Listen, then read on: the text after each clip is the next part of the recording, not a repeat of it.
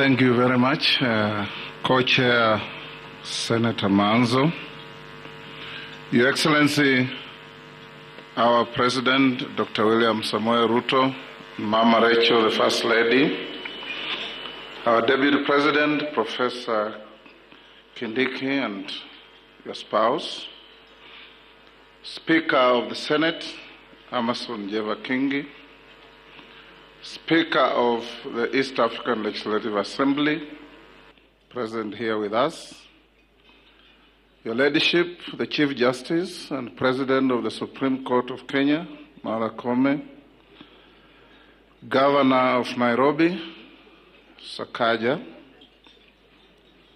the leadership of the two houses of Parliament, Honorable Ichungwa, Honorable Junet, Honorable Aaron Cheriot, and Honorable Matzayo, our whips,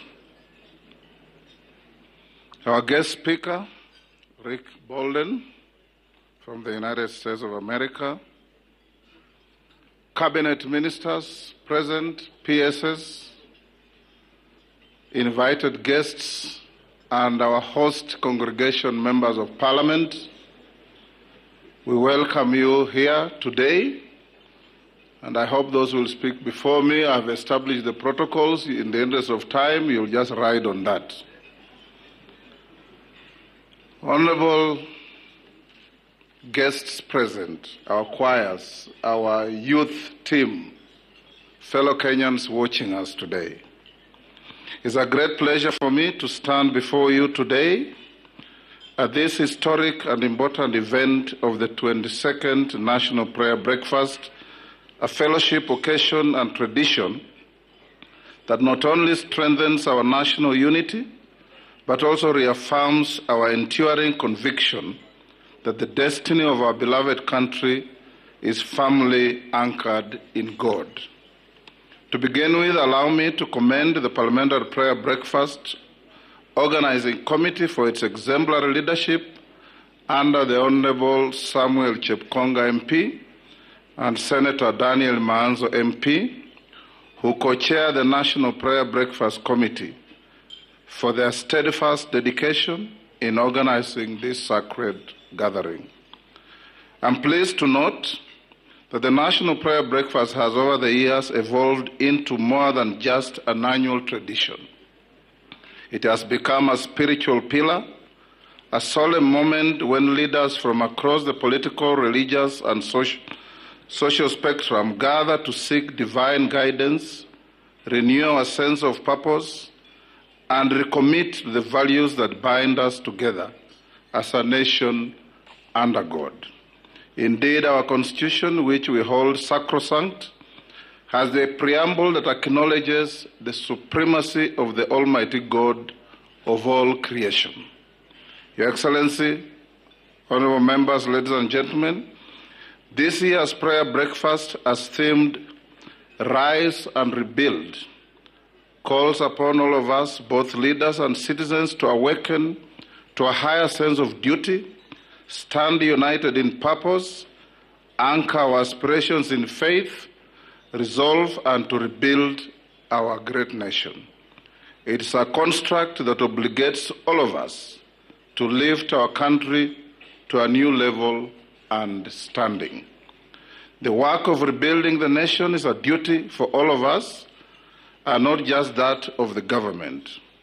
We must look at ourselves and see our true condition to deal effectively with our situation, for within every reflection lies the essence of what we can transform. Our socio-political and economic development must be underpinned by a value system where respect for all and among all should reign. We must hold dearly values such as respect, truth, love, justice, dignity, hard work, and equality. Your Excellency, ladies and gentlemen, as the Bible in the book of Nehemiah 2:18 reminds us, then I told them about how the gracious hand of God had been on me.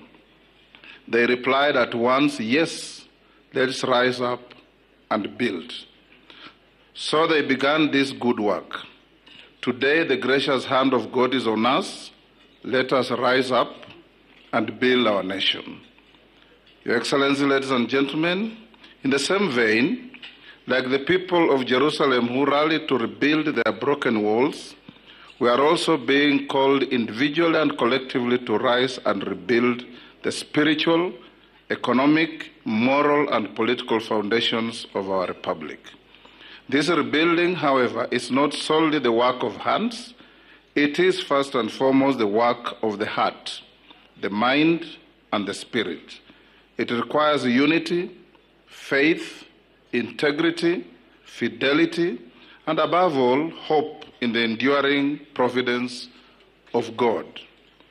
Under the leadership of Your Excellency, our nation is charting a deliberate course towards renewal economically, morally, and institutionally. It is upon us as leaders, with the people's trust, to build with integrity, to lead with courage, and to serve with humility, knowing that with God, all things are possible. Your Excellency, honorable members, ladies and gentlemen, we meet at a time when our nation is steadily navigating complex socioeconomic dynamics. We are all enjoined to support the government of Kenya as it continues to make deliberate and sustained efforts to ease the cost of living for the citizens, manage public debt responsibly, create significant opportunities for our youth. These are not simple tasks, but they reflect the administration's resolute commitment to economic stability, inclusivity, and long-term prosperity.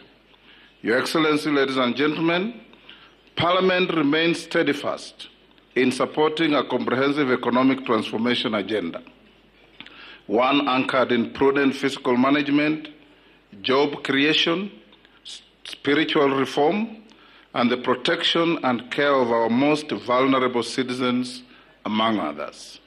After all, our nation is judged by how the most vulnerable in society are faring on, and we must work to ameliorate their conditions. Your Excellency, ladies and gentlemen, in the recent past, our nation has undergone many challenges. It is when we are faced with these challenges that we must remember that they are all products of human folly, and the solutions lie with ourselves. People are the source of evil, and people are the solution to the same. Your Excellency, ladies and gentlemen, the book that I read many years back, The Gulag Archipelago, written in 1918 by Alexander Solzhenitsyn from Russia, he says, and I quote, "The line separating and dividing good and evil passes not through states, nor between classes, nor between political parties either, but right through every human heart. This line shifts. Inside us, it oscillates with years. And even within hearts overwhelmed by evil, one small bridgehead is always retained. And I pray that that small bridgehead retained be you and I, to rise and build our country. Let this prayer gathering be also a testimony that in the face of adversity, we choose to work together, not apart. We choose to leap into hope, not in despair. We choose to rise and not to sink, and not to retreat, but to move forward. May we, in our reflection, find unlimited source of inspiration, a fuel of faith and hope. Your Excellency, ladies and gentlemen, to the clergy and spiritual leaders across this country, I urge you to remain the beacons of peace and reconciliation. Preach forgiveness, promote unity, and proclaim hope for our country. The voice of the people is the voice of God and must always echo the following words of Jesus Christ. Blessed are the peacemakers, for they shall be called the children of God. In the same light, I'm reminded of the words of the late Pope Francis where he gave an analogy for understanding how the church should approach its mission. He likened the church to a field hospital after battle where the wounded and suffering come to for compassion and healing rather than legalism. Your Excellency, ladies and gentlemen, this prayer breakfast is not just an important gathering, it's a clarion call to rise above self-interest, to rebuild our nation with the stones of love and integrity, and to re-anchor our leadership in godly service. Let us live here not only with hopeful hearts, but also with determined minds and willing hands. To our President, you have been receiving unkind references from some of our compatriots. Take protection in the teaching of the Holy Book. In the book of Isaiah 54:17, and I quote, "No weapon formed against you will prosper." God never said that weapons would not be formed. Rather, he said that the weapons as formed will not prosper. They'll always be formed, they will not prosper. This book of Isaiah further teaches us that great leaders never lose sight of the big picture. We encourage you, Your Excellency, to remain such a great leader with a focus on the big picture for our country.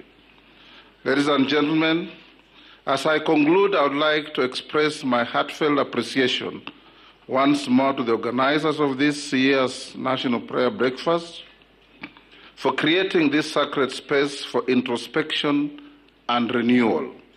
May this day stir in us a deeper commitment to serve our country with honor, wisdom, and the absolute reference to God. Let me acknowledge the presence of our clerks of the two houses with whom we constantly work to make these things happen.